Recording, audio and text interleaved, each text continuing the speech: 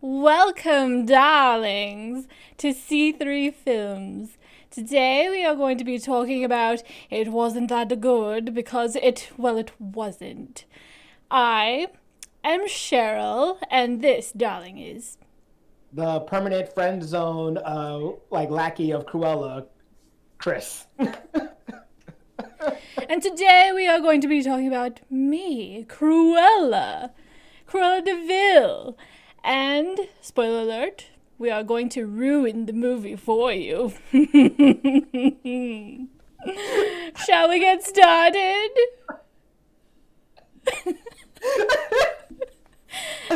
Oh my God. Right? That voice, bro. I mean, let's go ahead and get started. I feel like I don't know you anymore. I want Cheryl back. Give me back Cheryl. I don't like Cruella. Cruella's mean and rude. All right, chill, I'm back. Cruella's about to take the streaming fashion nation by storm. Dude. Yeah, this movie, man. You told us that you said that you want to watch it because it's free on Disney Plus. It just kind of became free on Disney Plus, I think, last week. And so you said that you wanted to check it out, and you had suspicions that it wasn't going to be that good. And watching the movie, I think that you're right, but I do think there are things in there that I do like. So I'm gonna try to give a balanced opinion as we talk about this movie. But I am very curious what your expectations were going into the movie and how much of those expectations were actually met, with your expectations obviously being negative. Yeah, so I expected that it was not going to be that good, obviously. I'm going to throw out that one good thing that I have to say about it, which is they were spot on with Horace and Jasper. Casting was great. The way the characters were written, great. It was perfect. Okay, now let me talk about what I didn't Oh, like. that's it. She already got her good thing out That's of the it. way. It was another one of those movies that were like written safely. It wasn't too like surprising. I think they tried to put some twists and turns in there. It's at first I was like, oh, it's for kids because the maniacal laughter and stuff was so like over the top and like her Yeah. like once she became medieval it was really over the top and I was like, oh, it's for kids. And then when they implied that she skinned the dog, that she killed and skinned the dogs, I was like, oh, this is not for kids. This is not for like Wait, kids should not watch this. that's when you thought it wasn't for kids? I thought it wasn't for kids the moment that dogs came and kicked her mom off of a cliff. That too, yeah. Well, I mean, they didn't. It wasn't a bloody murder. She just like fell over, but The dogs pushed her. I know. But I was like, I mean, they show kids other things that are like pretty bad too. But I don't know. There. I just, I guess as time went on, because another bad thing about it is that it was incredibly long. I kind of forgot about that like horrific scene, and was like, oh, it's for kids. It's for kids, right? Of course, it's for kids. Um, but it really wasn't. Even though they toned Cruella down at some points, they She made didn't her. smoke in this movie. That's true. But I think it's just more like they kind of did like what they did with Maleficent, which is that kind of made her like a good person, and they explained away why she comes across as a bad person. But so I didn't feel like it was really true to the Cruella de Vil character. Yeah. And it was an origin story, and like I kind of like the idea of how she came to be, but I think they needed to commit more to her being an evil person. Like they didn't need to try to make her play her off as like a good person. She's not a good person. She just No, she's isn't. not. She's just a jerk. Yeah. That's what she was. That's she was just a jerk. And this movie, it's almost like they saw Joker and thought, oh wait, we have a character that we can do that with too, and we can make the Disney version of Joker. And like that's what they tried to do. And yeah, like even down to like the length of this movie. When I turned this movie on, I literally asked, why is this movie 2 hours and 16 minutes? It's a Cruella de Vil movie. how can this movie be this long? And it starts you off in that flashback where she's a kid and stuff, and it's fine. The stuff you see there is fine. I found it a little bit frustrating, but fine.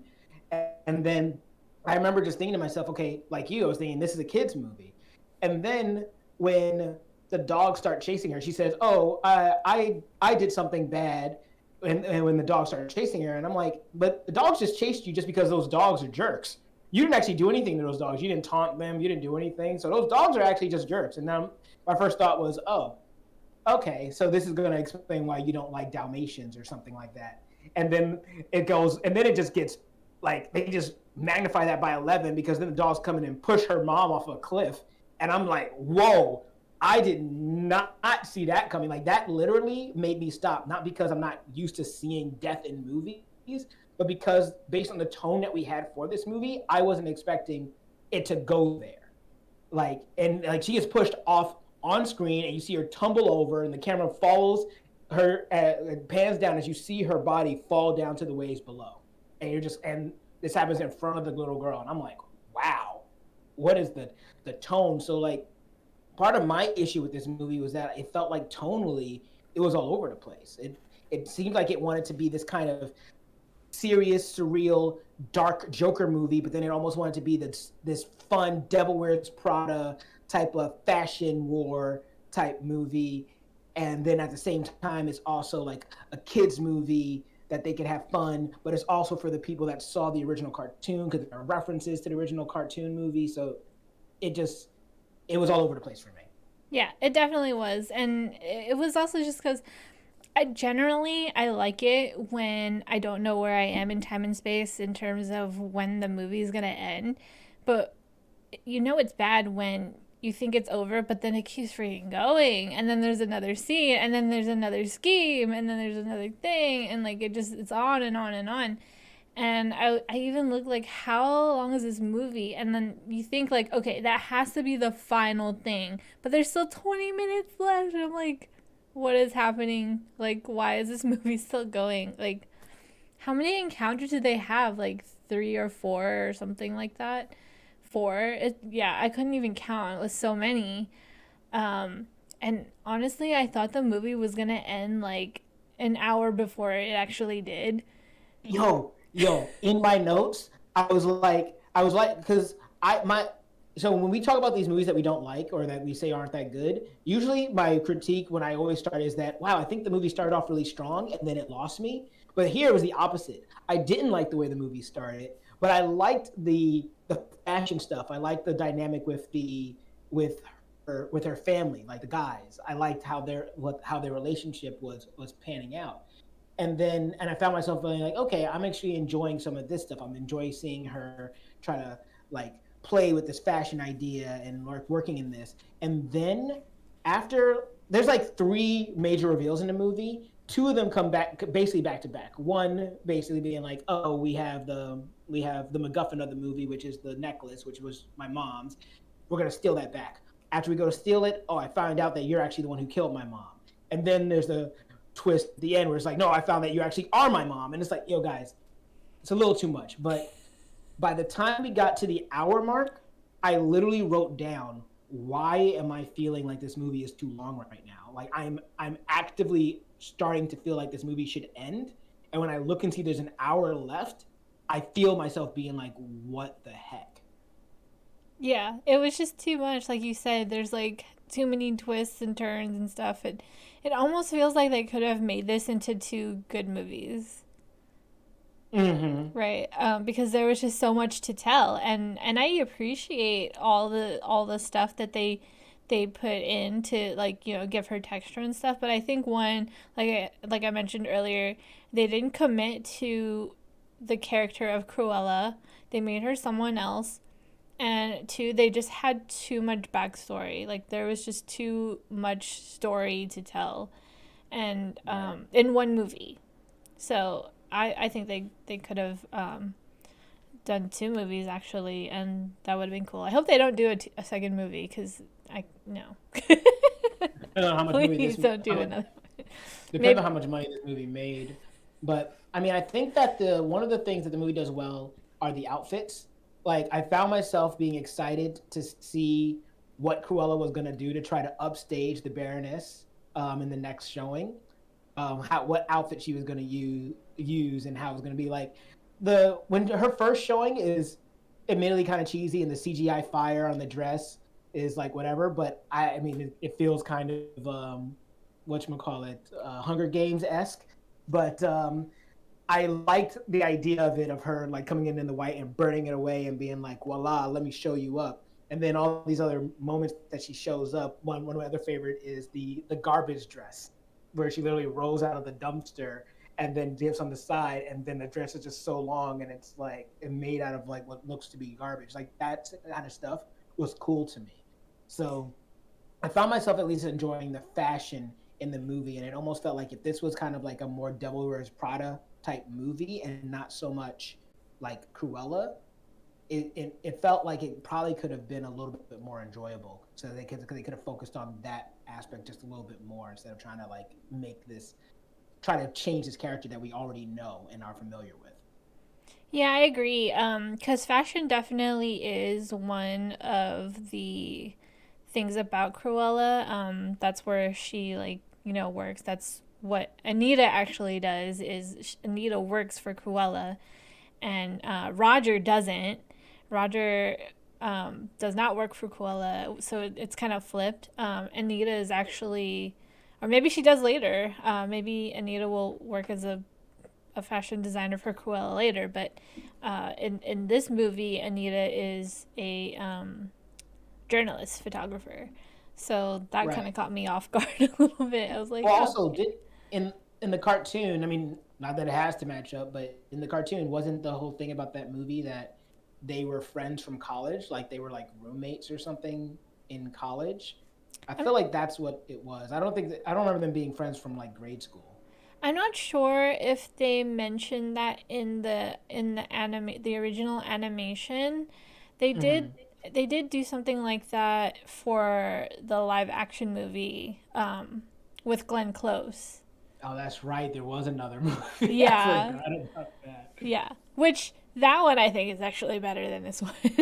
Oh, really? I didn't see that one. I mean, because one, they kept true to the characters, and then two, I mean, there were problems, but that movie was definitely for kids. So, Okay. but at least like they knew what they wanted to do and they stuck with it. So, um, but anyway, there were a couple of things that I felt were not quite handled very well in terms of fashion, and that's when they never really explained how she learned how to make clothes and stuff like that. Like, there's no YouTube video, there's no books, there's like no point at where she's just passionate about it and trying to learn about it. She just is Mm. automatically good at it, which I didn't like. Ah, Um, so she's Ray DeVille is what you're saying. what? Yeah, Star Wars, Ray Skywalker. Oh yeah, I was like, what are you talking about? Yeah, Ray. Yeah, Ray Deville. That was a bad joke. Ray Deville. Yes, she had no flaws. Exactly. And then the other thing that I didn't like was, well, I mean, it was whatever, I guess, but I feel like they tried to make her designs look extraordinary by putting her stuff next to stuff that wasn't really remarkable at all. Yeah, they toned everyone else down to tone her up. Yeah, so and be it there were some really cool pieces like the garbage dress and other stuff like that, but I feel like I don't know. I think they did it too much because there was that one scene like where she first starts working for the Baroness, and they're like, everybody make something. First of all, that's hella fast that they're making clothes that fast. That does Right? not Plus, happen. by themselves too. Yeah, Like they're not exactly. working together. They're like doing it by themselves. Yeah, so that was unrealistic, but whatever. Um, but then like everybody else made like a white, a gray, a black, or like a mute dress, and then she was the only one with this bright green dress, and I'm like, of course it's gonna look good because it's like grabbing your attention from the color alone. So I was like rolling my eyes a little bit there. Yeah, now I hear you, and like I didn't even think. Well, no, I did think about it. That actually is one of the criticisms I had too. Was the fact that I didn't like that.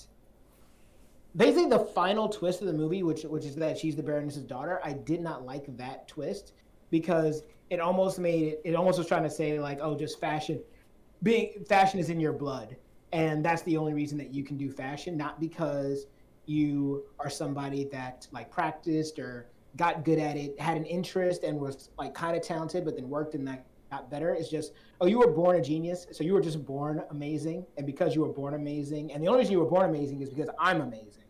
So, and I was just like, what kind of message is that, like in general, but for anybody?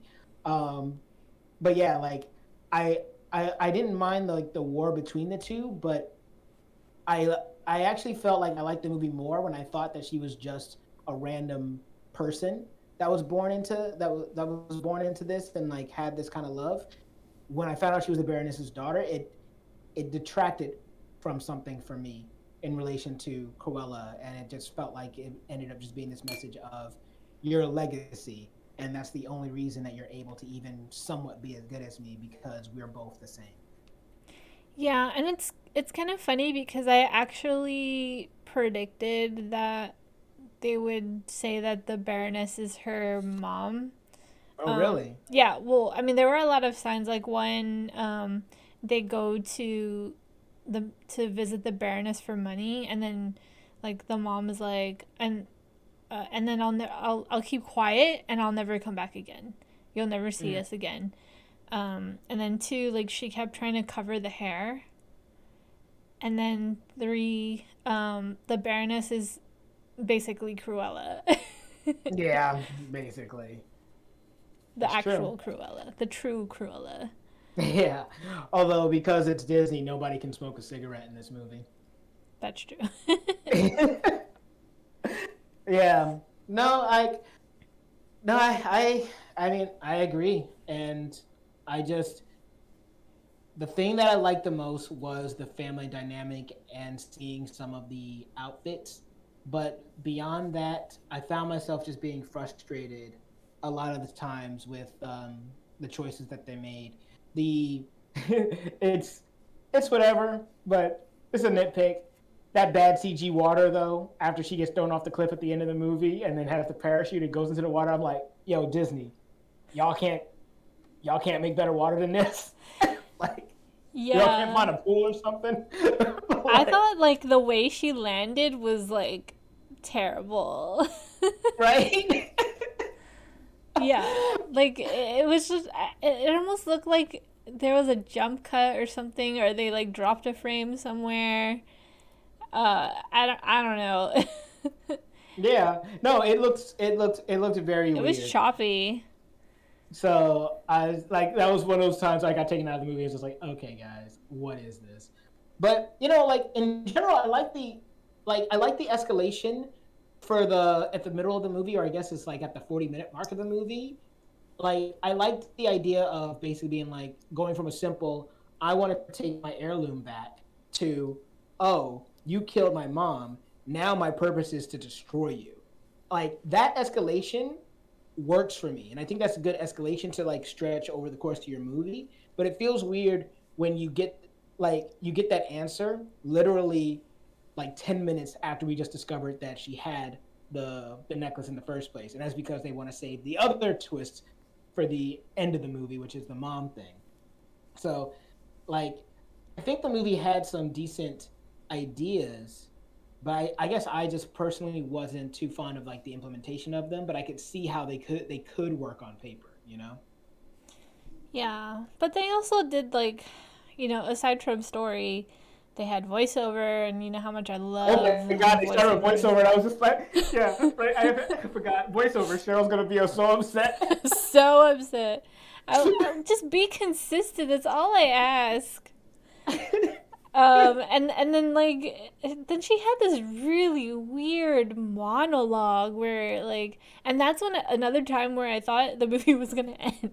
I thought, okay, here's when the movie's gonna, it's about to end. But I think it was like halfway through the movie where like she drives up to the fountain to talk to her dead mom, and she basically talks to her mom, and that's kind of like the pivot point for when she becomes like really crazy. And I was like, okay, good, this is it. Like, she has had it up to here. This is the turning point for her. This is when she really becomes Cruella, but it doesn't. And she just Nope. talks to. She has this like 5 minute monologue, and it made me uncomfortable because I was like, this is really bad TV. Yep. Yep. Yep. And I was thinking when I saw that, I was like, well, she's technically by herself in a park. So she should be like, this is like kind of crazy actually. So if she goes on from here, yeah, this makes sense. But then, yeah, she kind of becomes Stella, I guess, again. Um, and yeah, it's very odd.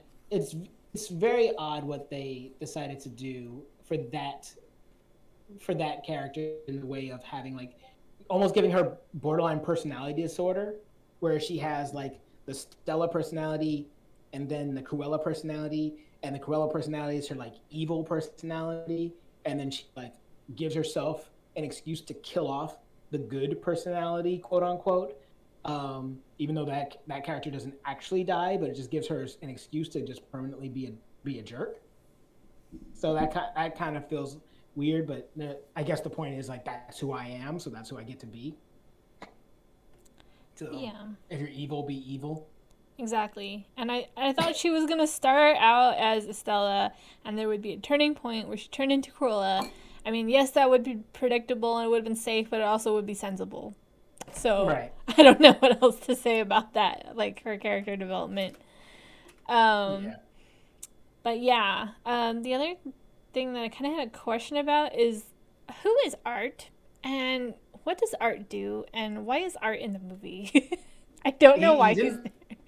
He he's in the doesn't do movie, or anything. they are in the movie to add an extra layer of fabulousness. One and two, because when I saw that actor, I was like, if David Bowie was still alive, you would be David Bowie. This feels like a David Bowie character. It But did. I think that I think that he was there because just to give realistically her another person that could work with her, so she's not doing it all by herself. But one of the things that kept bothering me in this movie was how is she getting enough money to put on all this production? Like they literally have a concert in the middle of like a park at one point, and I'm thinking to myself, these were basically street rats um, at the start of this movie. How did she get enough money to do this, or enough? Because she basically the way it's played out at the like middle to the end of the movie, she basically already has her own line or whatever it's called, her own company, because she has people working for her. She has enough money to do all these elaborate productions. I mean, she kind of already made it. But I'm always Yeah. like, but she's also supposed to be kind of poor. Yeah, I mean, I had also thought about that, but I was like, well, I mean, they steal for a living, so Maybe, that's yeah, you're right. probably like it's an easy enough way to explain it, but it is kind of like over the top. I did ask myself that a couple of times. I'm like, oh, they're thieves. They probably either stole it or they robbed enough people and got enough money from all the theft over the years that like they could Yeah, afford this kind of stuff because making clothes and outfits is also expensive. Like fabric is not cheap to make all the costumes that they have for like their I mean, and these are some elaborate costumes. yeah, like I couldn't even fully dress up as Cruella today. So. No, exactly. And so I have another nitpick that really bothered me, but it was one of those moments where the tone was thrown off for me because, like I was saying, on one hand, this movie kind of wants to be this dark film, but on another hand, this movie wants to be a kids movie, and it was illustrated, I think, at this moment where near the end of the movie, there's this really cool thing where they have all the Cruellas, all the people dressed up as Cruella coming to the party, and Cruella there herself, and she does this whole thing where she walks into the Baroness and basically does the whole like kind of tap you on the opposite shoulder, makes you look over there while I take something from over here. So she does that, and she takes the dog whistle, and then in the next scene, and maybe you don't know what the dog whistle is, but in the next scene you see the dogs like pulling, and then you see her literally blowing the whistle. So then you realize, oh, she stole the dog whistle. But then, as if the movie doesn't expect you to be able to understand something you saw 2 minutes ago, they show you a flashback of something that actually happened 2 minutes ago. It's not even that long. It's literally 2 minutes in the movie, and they flash back to show you the same thing over again and be like, haha. And it's like, guys, that doesn't work if we already know. The audience just saw this. If that had happened like halfway in the movie or somewhere near the beginning, then it makes sense to do that. Or even if it was like 20 minutes ago, it makes more sense. But it literally wasn't even 5 minutes. You don't need to show us this again. So that kind of bothered me, and then it led into the rest of the movie where they at the end they kept cutting back and forth to things that happened before and after, and basically trying to juxtapose them together, and then there's another kids moment where they basically tell you the irony of it. They don't let you just think about the fact that the woman is going to jail for pushing someone over a cliff. That person that she pushed didn't actually die, but years ago she actually did push someone off a cliff that did die. So there's the irony and the poetic justice. The movie literally tells you the irony that it just created for itself, and it waters it down. It makes it just frustrating because it's like, I like being able to just think about this. I see what you did. Other people can understand that too. You don't need to spell it out, but they did because they also are playing with the fact that it's a kids movie. They want kids to get it. Mm-hmm.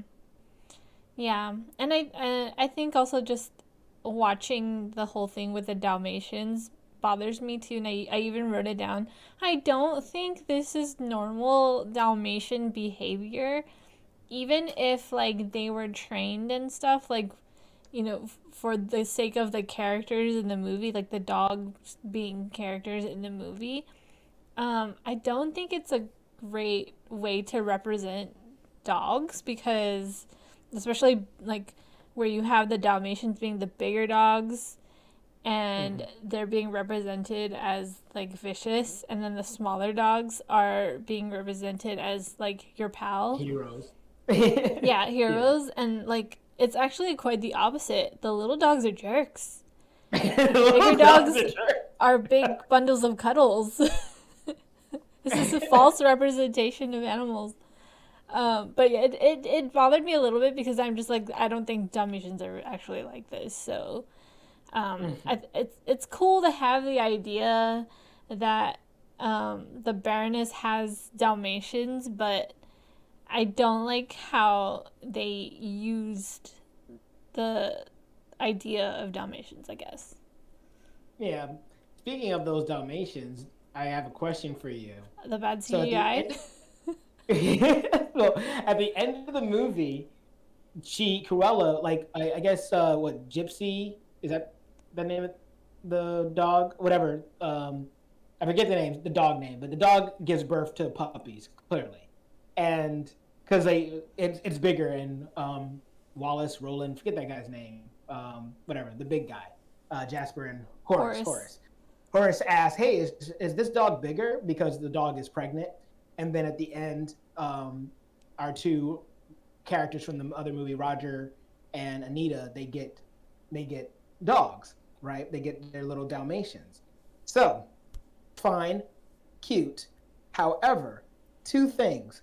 One, aren't those Dalmatians from the same litter? And doesn't that mean that in the movie, don't those two Dalmatians find each other and then give birth to 101? Yeah. So are they saying that Perdita and Pogo or whatever Pogo are brother and sisters? It's Pongo. Pongo, whatever. But yeah, that whole end credit scene was like a whole big bag of what? Because first of all, she's not really even supposed to know Roger. Second of all, why would she give Roger a dog? Right. Like, they had, like, no interaction in the movie. And then, third of all, like what you said, there's inbreeding because Pongo and Perdita, they make their own puppies in Right? the future. Um, but also like, why would she send puppies to people? Yeah. She's like another like she's a villain. I wish that they didn't just imply that she skinned the dogs, that she killed and skinned the dogs. I think that they should have just, if they were gonna do anything like that and imply it or whatever, like mention it, I wish that they would have just done it. And Yeah. because it's Cruella, that's what Cruella would do. That's what Cruella will do in the future, or at least try to do in the future. Yeah. I mean, that's who she is. She's capable of skinning dogs. So it kind of shows that she's done this before. So no, you're 100% right. Um, but yeah, but clearly she didn't skin the dogs in this movie. She just made a coat, I guess, that she painted herself or something. But regardless, my second question though is, if someone sent you a puppy, is the first thing that you're gonna do, and you're happy with the puppy, is the first thing that you're gonna do is sit down and make a song about how that person's a jerk? Yeah, that too. That didn't make any sense either. He literally does Like, it. He makes that song because he's with Anita and he doesn't like her boss. right. So that's why he writes a song. And at this point, they haven't even met yet. So they're just throwing it in because it's the Cruella song. But it doesn't make any Yeah. sense. Yeah, exactly. So anyway, that was like my last major thing. I was just like that bothered me. But anything else that you wanted to like bring up before we wrap it up here? No, I just sometimes wonder if people ever just sit down and think about what they're doing. They're Like, making money. That's what you're they're. gonna spend like millions of dollars to make a movie. You should like proofread it at least. Dang, Cheryl. Wow. I just like, we've gone through so many movies over the last like almost year, and there's just and I know it's harder for us to find movies for this show in particular for It Wasn't That Good, but when we do, We really I do. just I just ask myself like, what were they doing? Yeah. Yeah. I That's a whole other conversation in there. But Yeah. we can talk more about it on our Twitch stream if we want. And for those of you that would love to hear us talk more, but feel free to follow us on our Twitch channel at twitch.tv/C3Films. And for all the rest of you guys on YouTube, what did you guys think of this movie? Did you enjoy it?